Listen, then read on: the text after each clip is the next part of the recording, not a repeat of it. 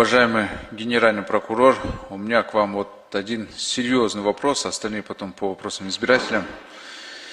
Когда все-таки закончится вот этот соревновательный дух между правоохранительными органами, органами местного самоуправления, государственными органами по отъему собственности? Вы сами сказали, что частная собственность неприкосновенна. Но несмотря на такие статистические данные, что темпы ВВП растут, многих предпринимателей демотивирует абсолютно заниматься предпринимательской деятельностью в нашей стране. На бизнес-ассоциациях, которых мы встречаемся, с предпринимателями, с которыми мы встречаемся, они говорят, ну как сюда теперь вкладывать? У того друга отняли, у этого знакомого отняли. Конечно, в большинстве случаев они якобы добровольно передают. Но даже я вас сейчас попрошу 100 тысяч сомов мне добровольно дать, вы мне не дадите же. Вот если по-хорошему, мы же все это прекрасно понимаем. А люди отдают добровольно то имущество, которое стоит миллионы, а порой миллионы не сомов, а долларов даже. Вот под вашим надзором я хотел спросить, когда вот вы все-таки собираетесь остановить этот весь процесс? Уважаемый Дастан Далбаевич, хороший вопрос подняли. Я считаю, что на сегодняшний день никакого соревнования нету между силовыми структурами по поводу отъема чьей-то собственности. Как вы сами сказали, то, что переходит в государство, в собственность государства, либо добровольно, либо на основании следственных или судебных органов. Однако вы мне сказали интересные факты. Если такие факты у людей имеются, у бизнеса, я всегда готов рассмотреть. Хорошо, но никто заявление писать не будет. Пока сейчас, вот видите, сегодня, завтра, послезавтра никто писать не будет. Это вам точно гарантирую. Может, лет через 10, да.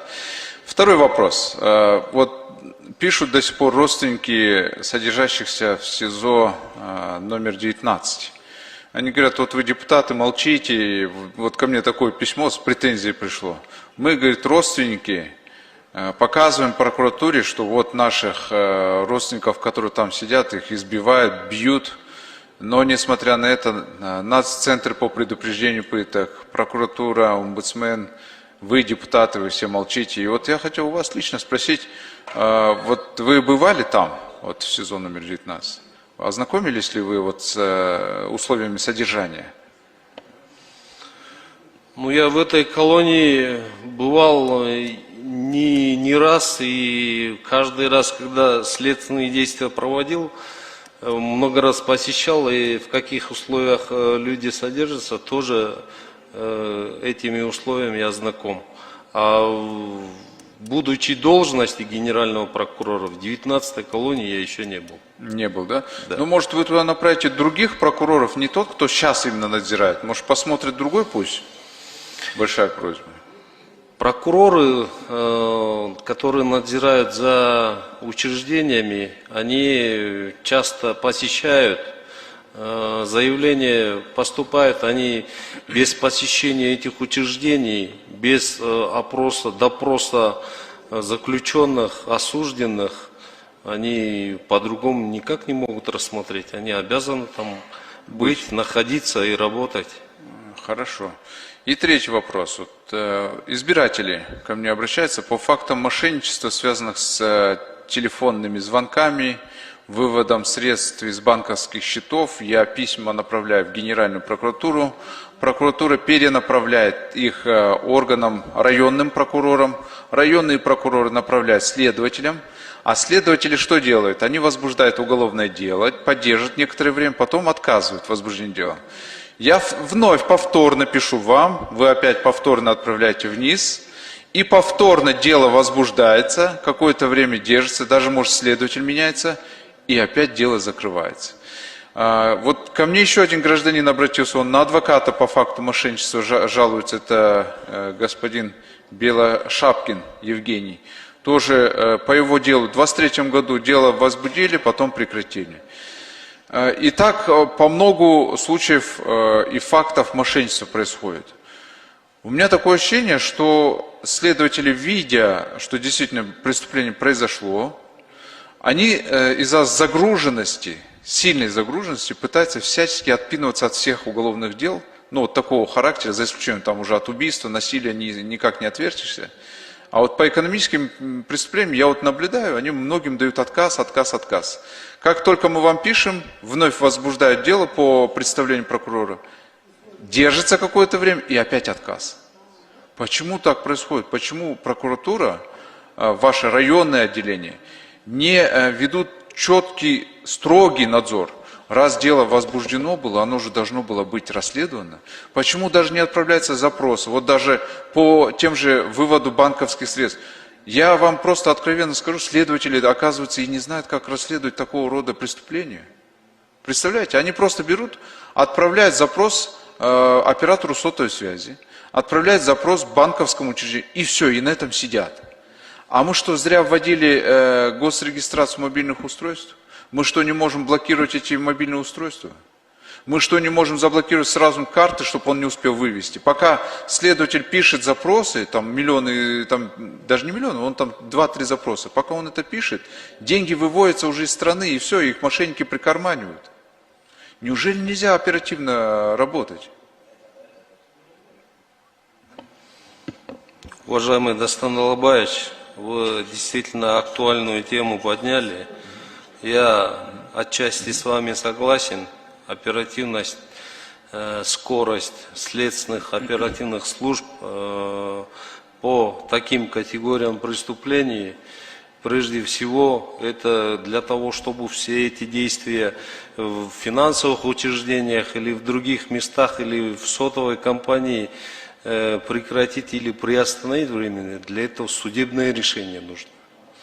А для того, чтобы судебное решение получить, надо возбудить уголовное дело. Поэтому вот эти моменты по таким киберпреступлениям на сегодняшний день окончательно методика, тактика расследования еще до конца не разработана.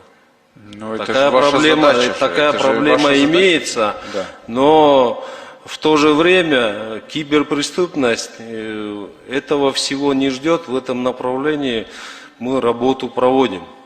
Я вам дам одну подсказку. Я вот Национальный банк давно заставляю, чтобы он сотрудничал с вами, с органами внутренних дел и создали антифрод-систему, чтобы вы могли моментально, следователь отправлять туда только заявку, что вот такой-то номер, такое-то мошенничество было, чтобы оператор сотовой связи блокировал, а банк уже проверял сделки. Я давно уже толкаю, никак не получается. Возможно, вам нужно подключиться к этому. Есть уже решения, мировые решения есть, антифрод-система, взаимодействие банков, правоохранительных органов и сотовых компаний. Большая просьба, рассмотрите вот этот момент. Да, Дастан Алабаевич, я с вами согласен, но одно взаимодействие с Национальным банком ничего не решит, потому что у нас законодательно это все эти ограничения законодательно идет через судебное решение. Давайте снимем Да. законодательное ограничение. И по этому это же поводу ваших полномочиях. можно какие-то изменения, дополнения можем совместно разработать. И Давайте предложить. вместе сделаем это. Давайте вместе Хорошо. сделаем. Еще вот, смотрите, вот здесь Ашер Хаджаев как раз присутствует, замминистра внутренних дел. Следователи сильно перегружены. Из-за того, что они перегружены, откровенно надо сказать, что они многие дела стараются не расследовать. И по факту мошенничества, и по другим преступлениям. И эти дела вот лежат. Где-то уголовные дела возбуждаются, под арест что-то ставится, и долгими годами оно хранится. У меня большая просьба вот к вам, как к прокурору, сделайте ревизию таких дел. Но надо уже что-то с этим делать, в конце концов. Ревизию дел, где есть аресты 10 лет, 15 лет, надо эти аресты все отменять. Но не могут люди, всю жизнь их имущество нельзя держать под арестом. А те дела, которые не расследуются, надо передавать уже новым сотрудникам и быстро расследовать. Ну, иначе никак, потому что, я вот смотрю, милиция уже привыкла выговоры получать, от вас там какие-то взыскания. Им уже прохладно уже на эти всякие представления и так далее, потому что к этому они уже привыкли. Ну а граждане же не могут постоянно сталкиваться с этими преступлениями.